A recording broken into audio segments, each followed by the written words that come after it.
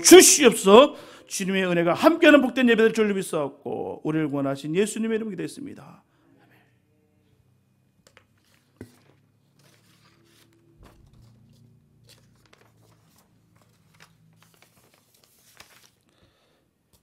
오늘 함께 나눌 말씀 요한복음 19장 30절에서 37절 말씀입니다. 요한복음 19장 30절에서 37절 말씀입니다.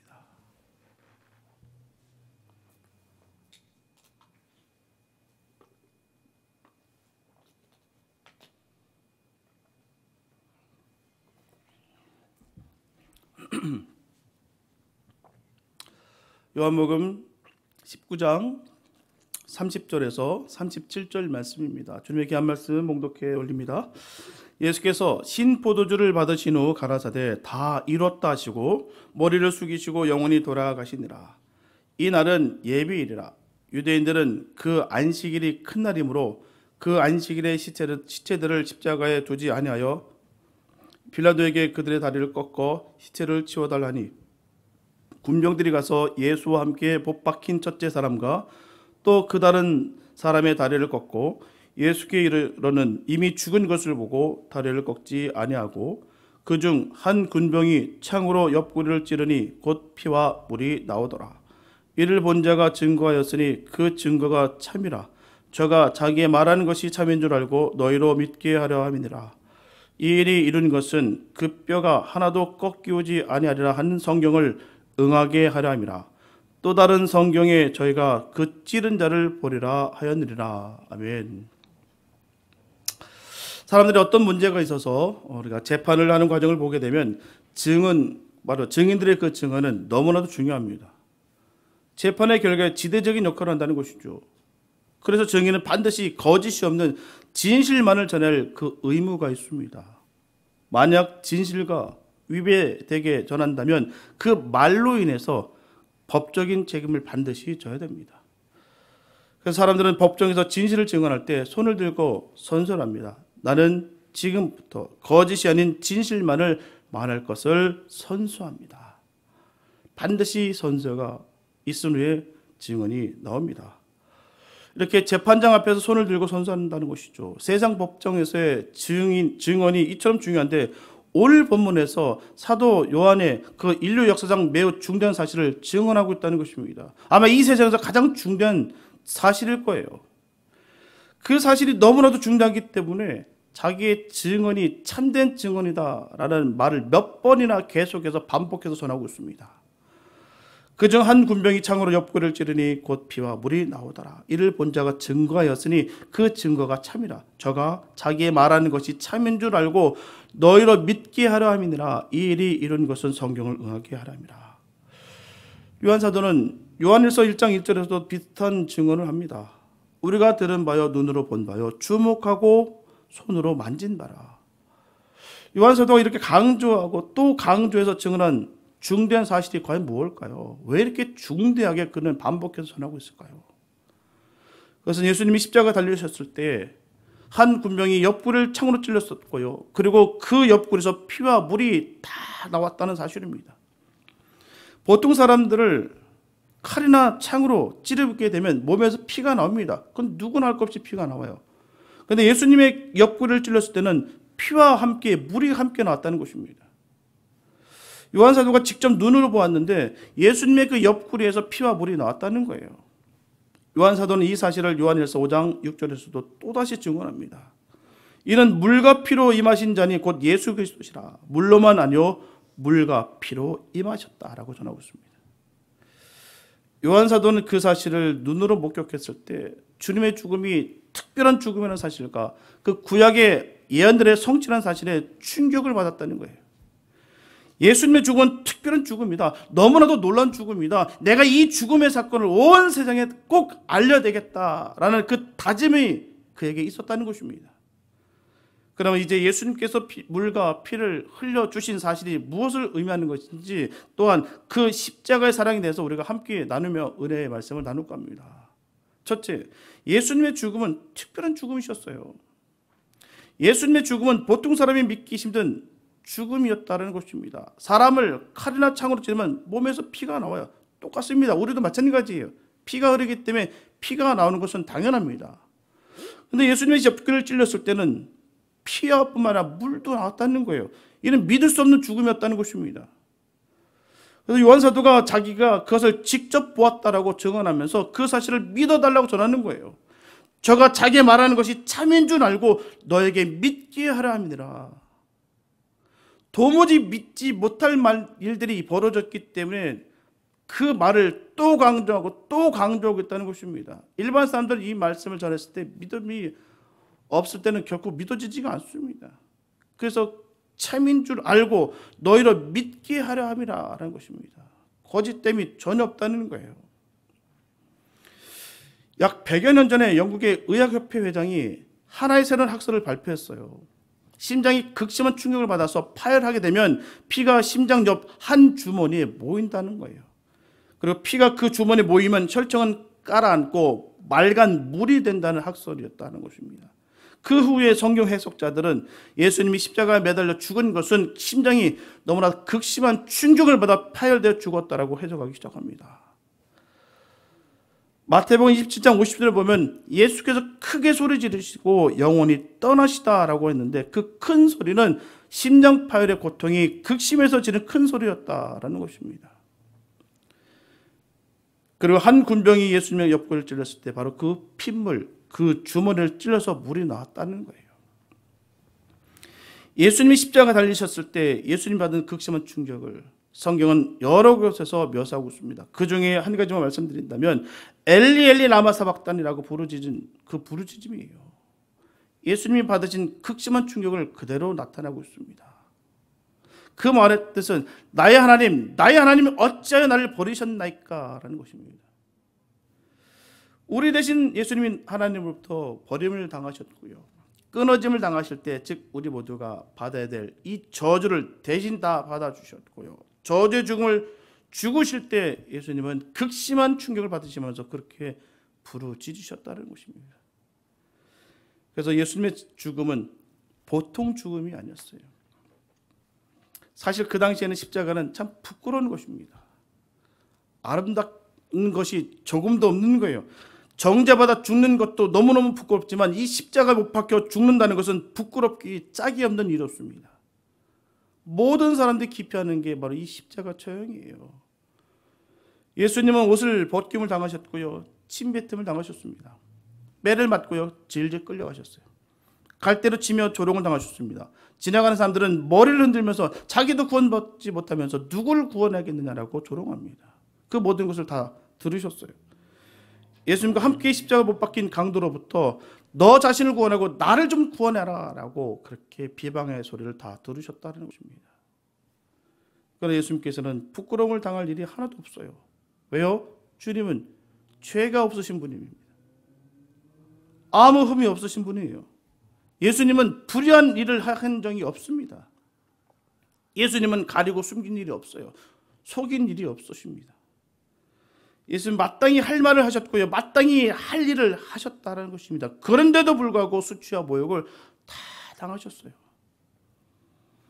그때 예수님은 침묵으로 일관하셨습니다. 침을 뱉어도 말이 없으셨어요. 뺨을 쳐도 말이 없었습니다. 옷을 벗겨도 매질을 당하신다 할지라도 가시관을 씌워도 말이 없으셨어요. 이것이 십자가입니다. 이것이 십자가예요. 부끄러움을 당할 일이 없음에도 불구하고 부끄러움을 당할 때 침묵으로 참아내는 것이 바로 십자가라는 거예요. 부끄러움을 당할 일이 없음에도 부끄러움을 당할 때 참지 못하는 것은 십자가가 아니라는 것입니다. 변명하고 반격하고 삿대질하고 떠들어버리면 십자가는 전혀 상관없이 되고 마는 거예요.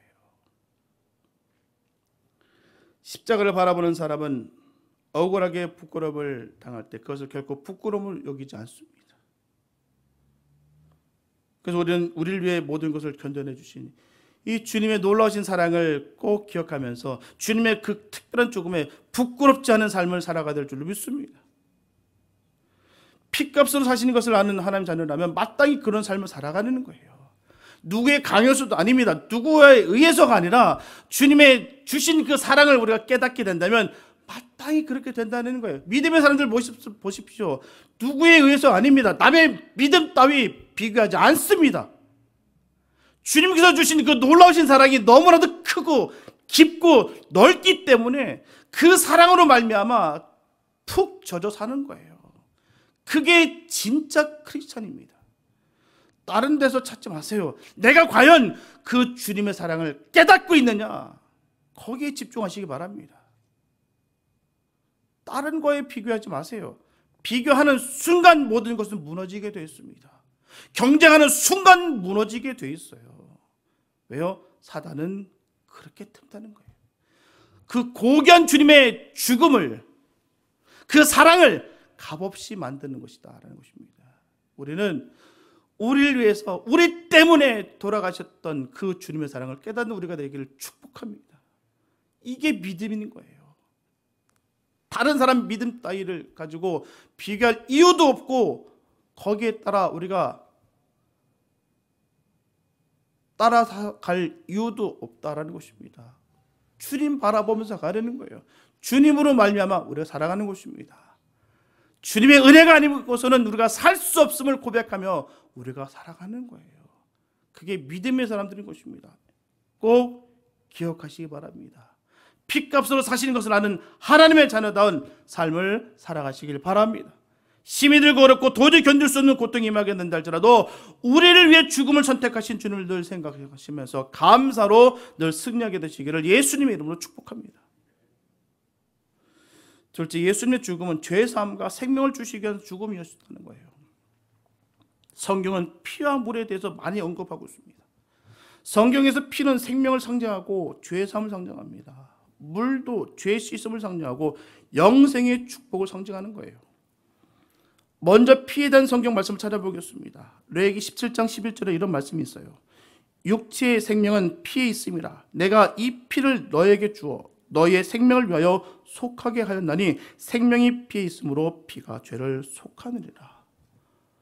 피는 생명을 상징하고 죄의 사함을 상징합니다. 마태복음 26장 28절에서 예수님께서 보다 분명하게 이렇게 말씀하셨어요. 이것은 죄의 사함을 얻게 하려고 많은 사람을 위하여 흘리는 바 나의 피 곧 언약의 피니라. 그리고 요한복음 6장 53절과 54절에서는 피를 마심으로 생명을 얻게 된다라고 말씀하셨습니다. 인자의 피를 마시지 아니하면 너희 속에 생명이 없느니라. 내 피를 마시는 자는 영생을 가졌고 마지막 날에 내가 그를 다시 살리리라. 예수님 우리의 모든 죄를 사하시기 위해서 우리에게 모든 생명을 주시기 위해서 우리를 위해서 모든 피를 다 흘리셨습니다.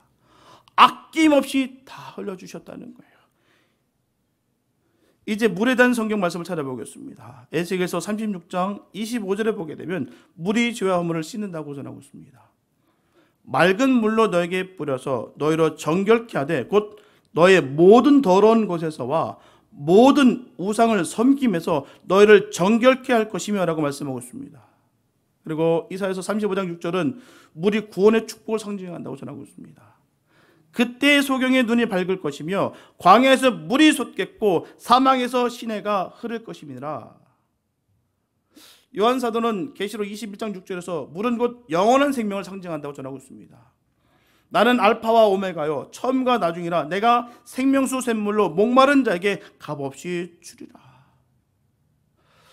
이렇게 예수님은 우리의 모든 허물을 씻어주시기 위해서, 우리에게 모든 영원한 생명을 주시기 위해서, 우리를 위해서 모든 물을 다 쏟아부어 주셨다는 거예요.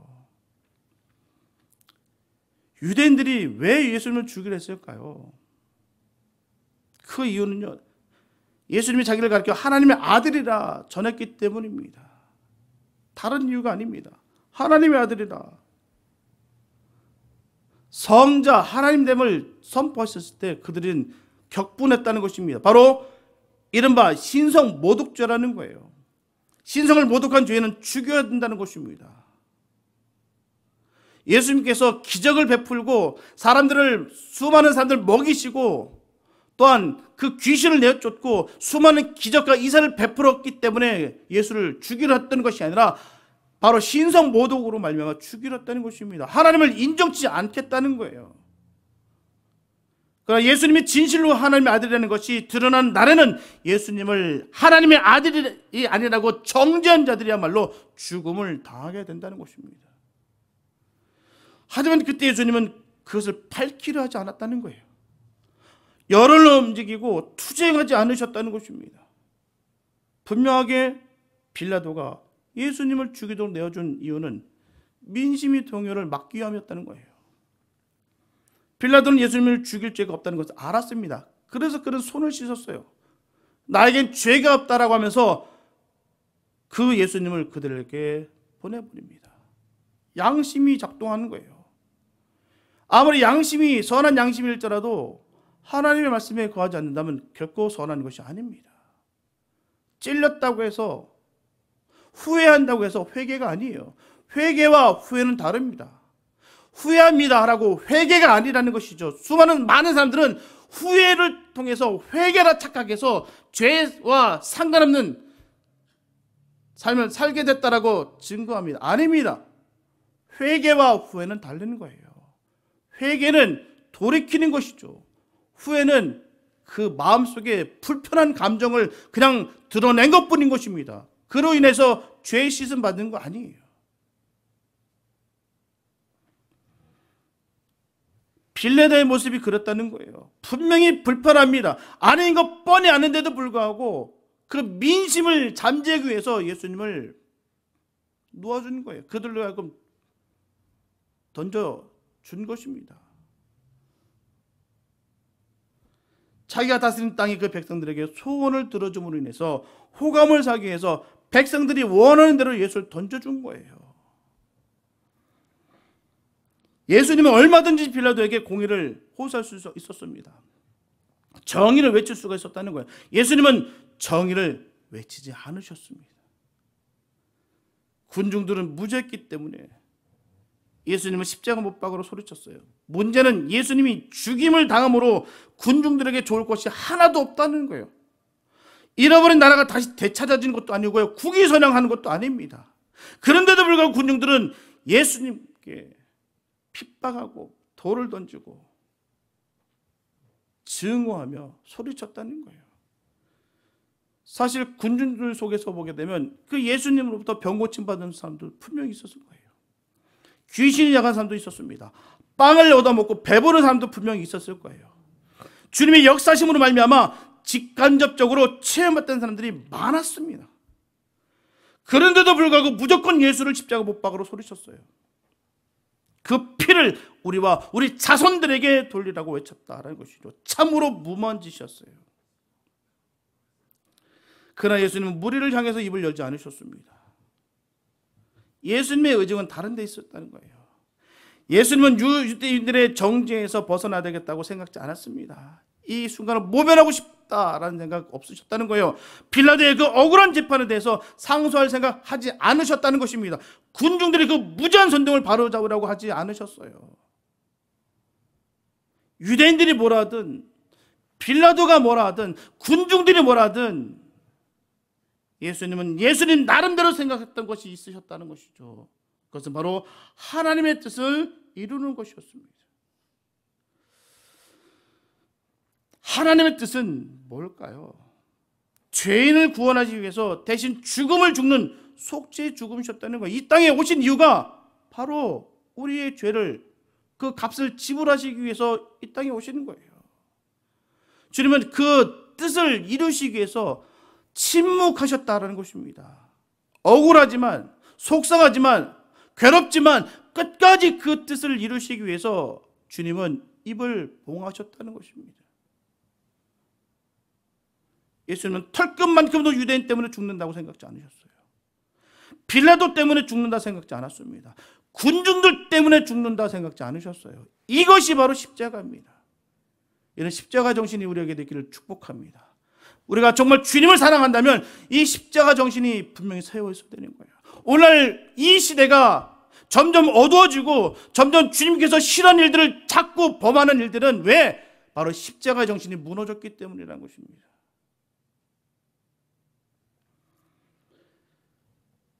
누가 뭐라 하든 상관없이 난 주님의 뜻을 따르겠다.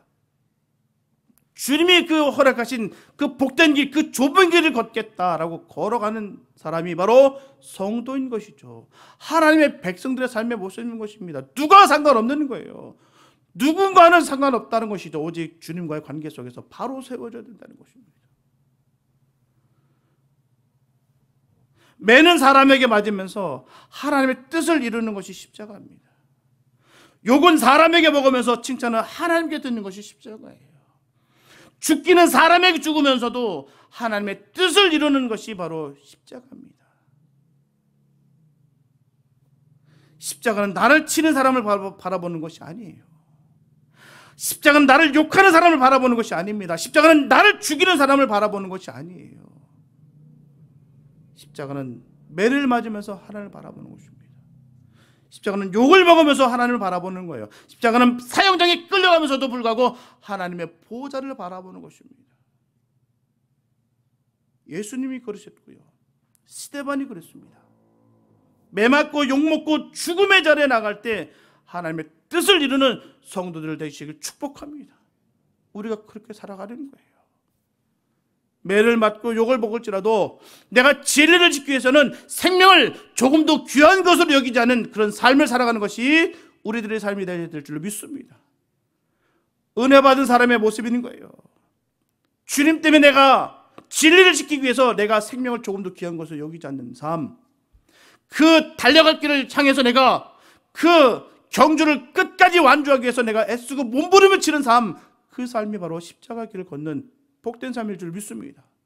그런 삶 사시기를 축복합니다. 그 길이 사는 길이에요. 순간적인 것에 만족하고 순간적인 것에 우리가 취해서 길을 잃어버리면 그 끝은 멸망입니다. 그렇기 때문에 우리는 끝까지 몸부림치며 이 십자가 길을 걸어가는 거예요. 그 길이 생명이 이르고 그 길이 우리가 사는 길인 것을 깨닫고 끝까지 달려갈 길이 바로 십자가의 길인 것입니다. 죄의 삶과 생명을 주신 예수님과 같이 인간의 수단, 세상 법과는 상관없이 하나님의 뜻을 이루기 위해서 욕을 먹고 고난을 당하고 마지막에 죽음의 자리까지 나가는 성도들이 꼭 되시기를 축복합니다. 이것이 죄의 사함을 받고 생명을 받아서 십자가를 바라보고 살아가는 사람들의 걸음이에요. 오늘날 보면 주님께서 얼마나 슬퍼하실까라는 생각을 합니다. 참 너무너무 죄가 깊어지고 있어요. 기도의 자리가 사라지고 예배의 자리가 없어지고 갈급함이 사라지면서 세상에 취해서 세상의 것에 흠뻑 젖어 살아가는 모습들이 얼마나 많은지 모릅니다. 복음이 전파될 때 거슬려 여기고 불편하게 생각해서 주님의 자리에서 벗어나서 세상에 유입되고 흘러가는 모습들이 얼마나 많은지 모릅니다. 다시 우리는 회복돼야 될 줄 믿습니다. 주님께서 우리에게 바라시는 그 삶을 온전히 살아야 될 줄 믿습니다. 욕을 당해도 하나님 뜻을 이루고 매질을 당해도 하나님 뜻을 이루고 비록 죽임을 당하는 순간에도 하나님의 마지막 뜻을 이루어드리기 위해서 최선을 다하는 삶을 살게 되시기를 예수님의 이름으로 축복합니다. 셋째, 예수님의 죽음은 우리 죄인들이 믿어야 하는 죽음이에요. 요한 사도는 주님의 특별한 죽음을 목격하고 우리 죄인들이 믿어야만 할 죽음이라고 전했어요. 이를 본 자가 증거하였으니 너희로 믿기에 하라 함이라. 요한복음 2장 31절에서도 같은 고백을 하고 있습니다. 오직 이것을 기록하면 너희로 예수께서 하나님의 아들 그리스도이심을 믿게 하라 하며 또 너희로 믿고 그 이름을 힘입어 생명을 얻게 하라 함이라. 인류는 두 가지 부류로 갈라집니다. 많은 것 같아요. 인종도 다르고 삶의 질도 다르고 또 학업 수준도 다르고 여러 가지 다른 것 같아요. 그러나 딱 두 가지로 갈라집니다. 피와 물을 믿고 피와 물을 믿음으로 받아들이는 무리들과 피와 물을 믿지 않고 피와 물을 받아들이지 않는 무리들로 구분되는 거예요. 하나님의 자녀냐 사단의 자녀냐, 하나님의 편에 있느냐 세상 영에 거하고 있느냐, 딱 두 가지입니다. 딱 두 부류예요.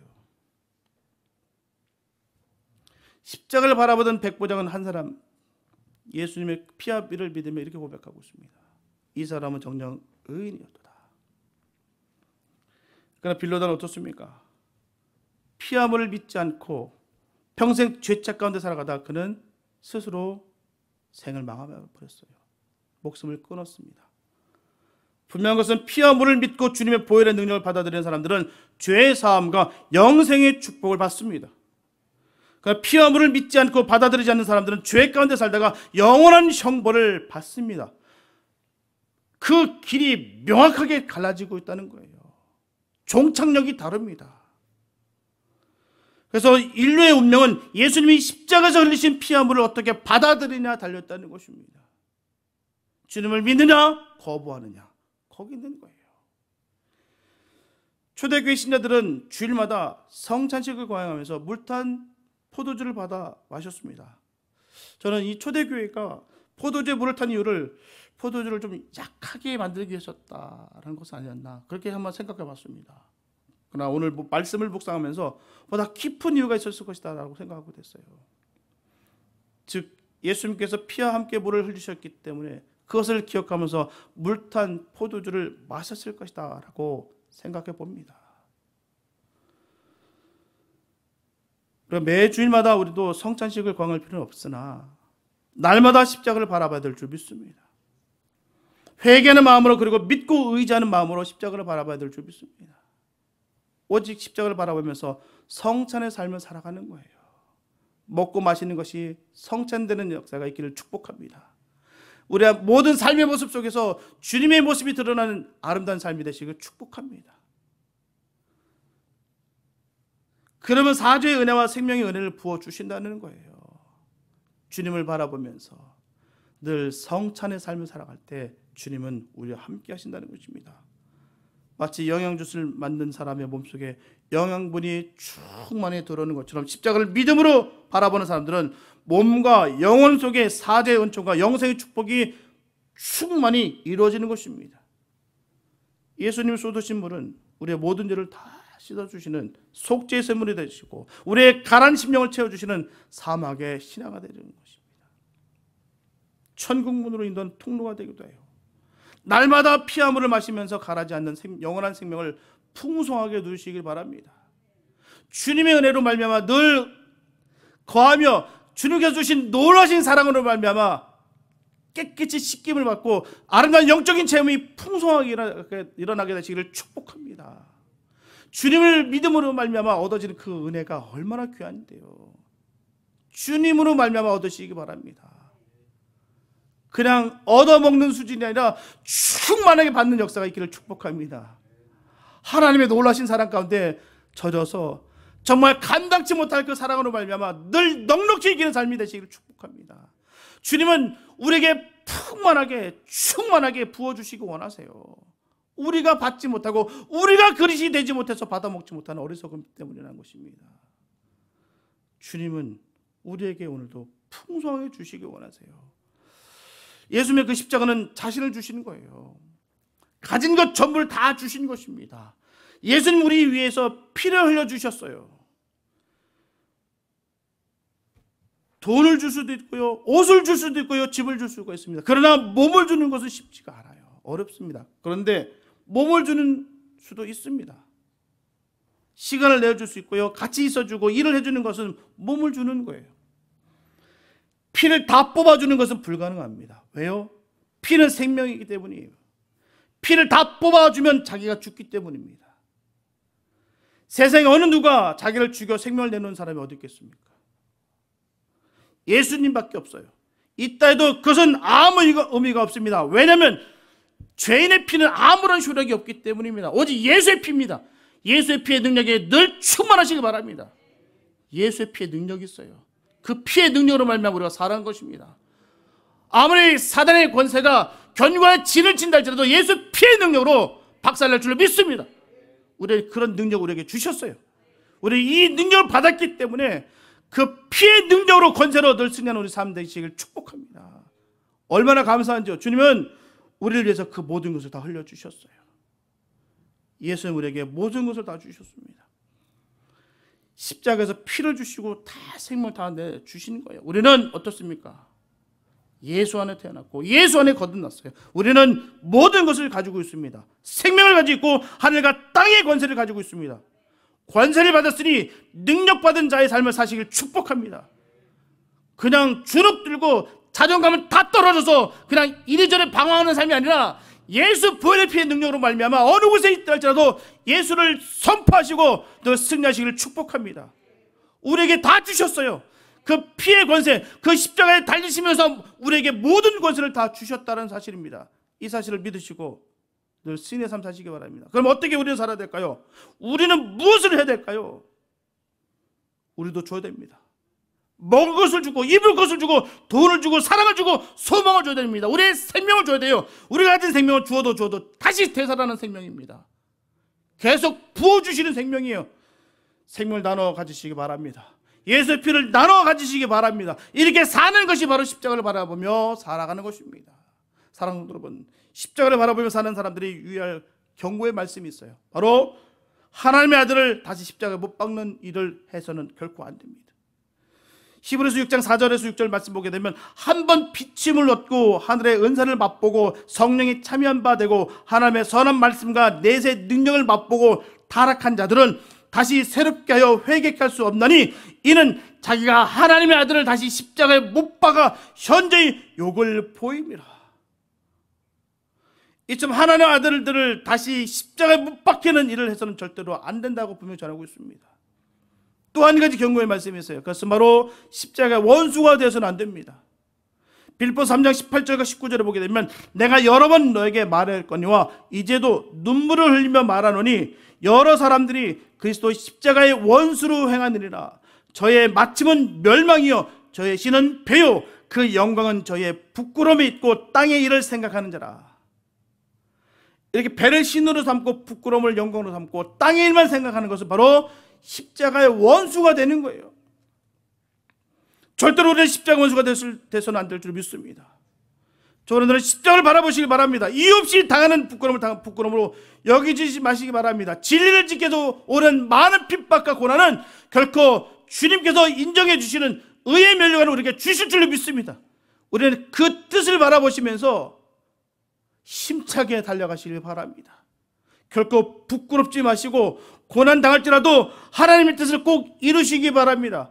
우리를 향하신 그 주님의 뜻이 반드시 우리에게 있을 줄 믿습니다. 그 뜻이 무엇이든 간에 우리가 최선을 다해서 주의 뜻을 이루는 삶을 사시기를 축복합니다. 우리에게 모든 권세를 주셨음을 꼭 기억하시고 오늘 성금연을 통해서 하나님의 그 놀라신 사랑을 깨달으며 그 피의 능력으로 우리가 변화되고 새 생명을 받아 우리가 어느 곳에 있든 무엇을 하든 주의 영광을 살리는 삶이 됐다는 사실을 꼭 기억하시면서 주의 피값으로 주신 그 영원한 생명을 가지고 감사하시고 늘 승리하며 살아가게 되시기를 예수님의 이름으로 축원합니다. 기도합니다. 사랑해 주님 감사합니다. 아버지, 주님의 피 묻은 손으로 우리를 어루만져 주시니 감사합니다. 그 물과 피를 다 쏟아 부어 주심으로 말미암아 우리가 주님의 자녀가 되었습니다. 하나님, 너무나도 부끄러운 삶, 정말 아무것도 내쓸 수 없는 그런 삶이었던 우리가 예수 부활의 피의 능력으로 말미암아 생명을 받고 주의 자녀가 되었습니다. 하나님, 늘 주의 뜻을 이루는 삶이 되게 하여 주시옵소서. 늘 감사가 넘치며 은혜가 넘치는 삶을 살아갈 수 있는 우리가 되게 하여 주시옵소서. 주님, 우리에게 더한 것을 채워주시기 위해서 지금도 쏟아부어 주시고 계십니다. 하나님, 우리가 어리석어서, 우리가 부족하여, 우리가 죄 가운데 거하여 주의 그 은혜를 누리지 못하는 것이 얼마나 부끄럽고 얼마나 추한지요. 하나님, 우리를 변화시켜 주시고 우리를 더 견고하게 믿음시켜 주셔서 주님께서 주신 놀라신 그 은혜를 받아 누리며 승리하는 우리 모두가 되게 하여 주시옵소서. 주의 피가 오늘도 우리를 변화시키고 생명 가운데 바로 세워진 역사가 이루어질 줄 간절히 믿었고 우리를 구원하신 예수님의 이름으로 기도했습니다.